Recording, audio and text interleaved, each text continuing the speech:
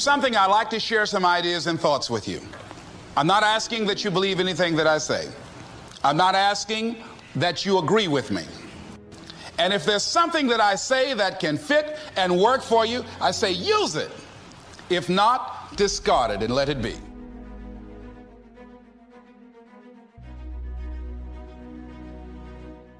One of the things I have realized, and many of us have, that if you want something out of life, if you want to change yourself, if you want to acquire something, if there's some goal that you want to reach, that is really not easy as some people will make us feel. That living your dream, changing your behaviors, overcoming negative habits, it's challenging. It's hard. That living alone is just very difficult. And once we begin to come to grips with the fact that living is difficult, life is very challenging. I heard a song once by a guy named Dimples called, "If it ain't one thing, it's another." You will never ever have a problem-free moment in life. There's always something. So how do we begin to nurture that hunger? What are the characteristics or the qualities of people that are hungry? What will it take for me to get some of the things that I want? And being hungry for those things, number one, you've got to work on yourself. It's very important that you engage in an ongoing process to develop you. Spend more time on yourself than what you've been spending. It's very important. You owe that to yourself. I was reading a book by Og Mandino called The University of Success. Read one line, gave me a chill. I didn't have to read anything else in the book. He said, many of us never realize our greatness because we become sidetracked by secondary activity. We spread ourselves too thin, don't know how to say no. And we find ourselves doing all kinds of things and never ever have time to do those things that we need to do to work on ourselves. And then there goes a second, there goes another second, there goes another second, and we can't stop and hold time. And before you know it, you wake up one day and you're behind on your dreams and your bills. So decide that you're going to take some time to work on you, that you deserve that from yourself, that your life deserves some prime time. Because you are creating your own production. As Michael Todd would say, you are the star of your show. You are the director. You're writing the script. And you will determine whether your life is a smash office hit or flop. You determine that. Working on yourself, talking to yourself. That's so very important. Overcoming the negative conversation, that inner dialogue that's going on all the time, even when you don't want it to be there. You can't stop yourself right now from thinking. You can't do it. It's going on. And so learning how to empower yourself, part of doing that is standing up to yourself. You've got to stand up inside yourself sometimes and say, shut up. You've got to do this. I was going to give a presentation, and this voice inside of me saying, you can't do this. You don't have everything it takes. Shut up. You'll get scared sometimes. Your mind will go blank on you. Some people you will allow to unnerve you. And you wonder, what's wrong with me? I'm not crazy. That's why you've got to learn to make a conscious, deliberate, determined effort to stand up inside yourself. Working on yourself, watching that inner dialogue, it will determine the quality of your life. When you're working on something you want to achieve, you have got to stand up to that voice. You've got to sell yourself every day on your abilities, on what you're doing, on the goal that you want to reach. You've got to sell yourself every day,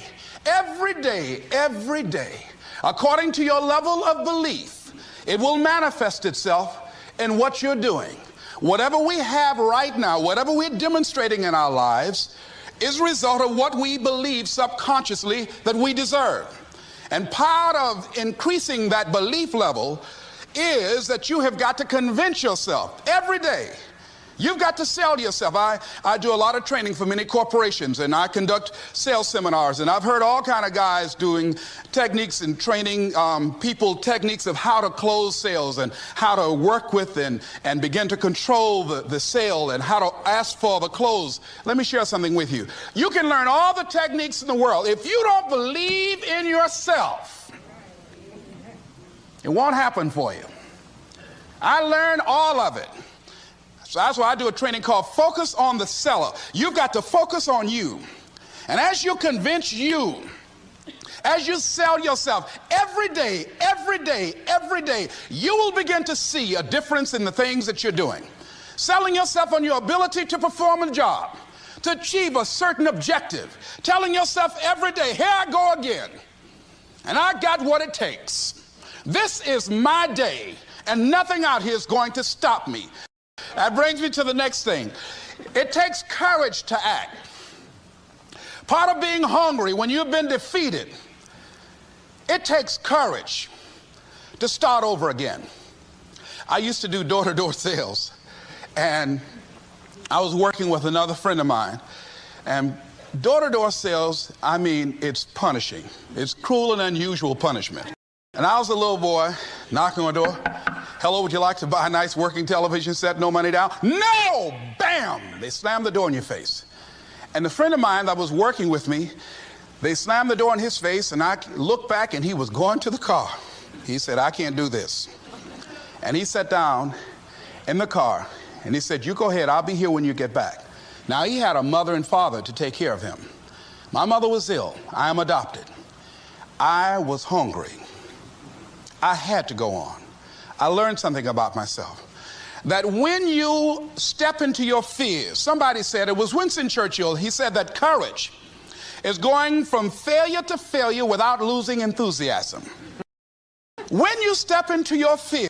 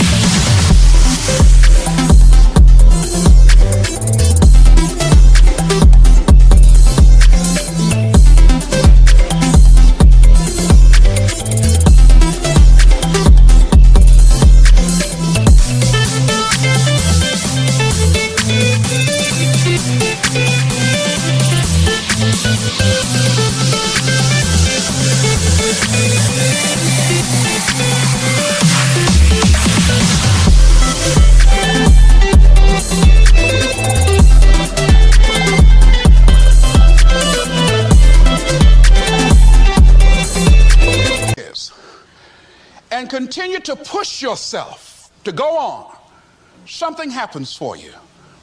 When you have something you want to do, if you don't develop the courage to do that which has been given you to do, and you spend a lot of time going around trying to convince other people or trying to get their approval, what will happen is that you will lose your nerve. And other people will convince you that what you're doing doesn't have any value, and you'll give up on your dream. It's an interesting thing about life, I've also found, that if you don't have the courage to act, sometimes and particularly, if you have something special to do, life will move on you. If it were not for life, I would still be a disc jockey. I didn't just leave voluntarily to go to the state legislature. I was fired. I was working on a job.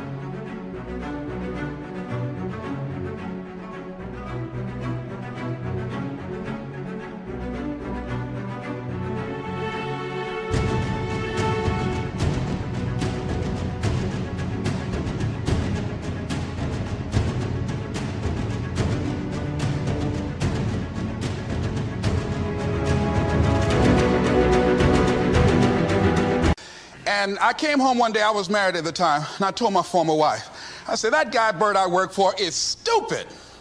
She said, if he's so stupid, why does he sign you a paycheck? That night, I could not sleep well. Here was a guy that was controlling my life. I was going through all kinds of changes because this man controlled my paycheck. And it was Carlyle who said, truth crushed to earth shall rise again. Winston Churchill said, the truth is incontrovertible. Malice may attack it, ignorance may deride it, but at the end there it is. And we know scripture that says, ye shall know the truth, and the truth shall set you free. And the truth that I had to come to grips with, that I wasn't in charge of my destiny. The truth was that I wasn't giving all that I had. The truth was that there are some things that I wanted to do, but I didn't have the courage to act on those things. And the truth was that Bert Childs was a blessing to me. He made life so miserable for me, I had to start looking at my life differently. I started going to work earlier. I started being the last one to leave there. I started working harder than anybody else. The other guys could not. Why would you work so hard, Les? I said, I'm not working for them. I have been cheating, Bert, I thought. I've been cheating myself and my family. Wherever you are, whatever you're doing, do it with everything that you have. Develop the habit of giving more than what you're paid for. Develop the habit of setting standards that others will be measured by. Someone said, do not go where the path may lead, but go where there's no path and leave a trail.